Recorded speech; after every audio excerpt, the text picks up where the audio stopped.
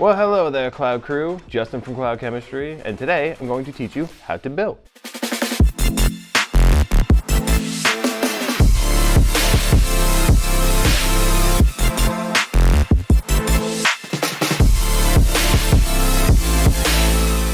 There's a lot of different factors that go into building, and we're going to break down a lot of the different factors that you want to consider when you're going to do your own build.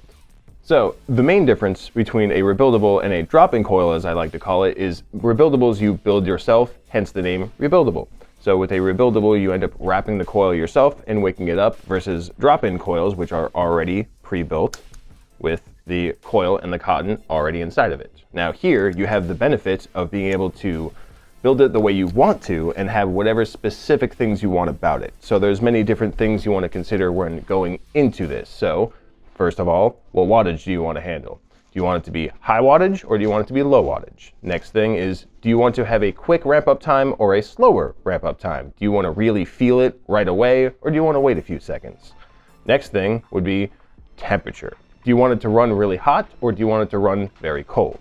Another thing to consider is if you want to do what is called mouth to lung, which simulates a cigarette, or direct to lung, which simulates more of the typical vapes that you would see with the big clouds where you inhale just straight up to your lungs.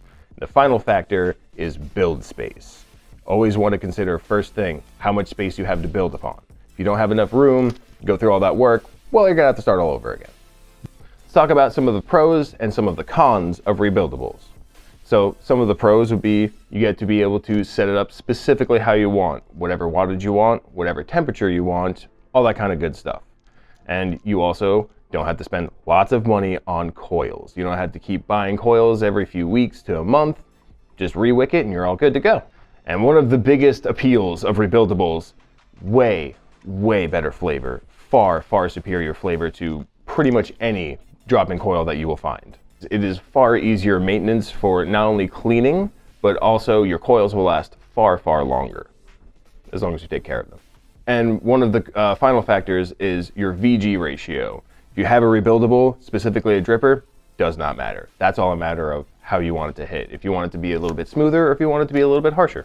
So also, along with how much build space you have, you also want to consider how much airflow you have, because bigger builds require more airflow so that way you do not burn your cotton, which is a very important factor because no one likes burnt cotton.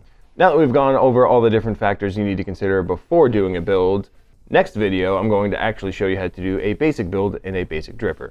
See you next time, Cloud Crew.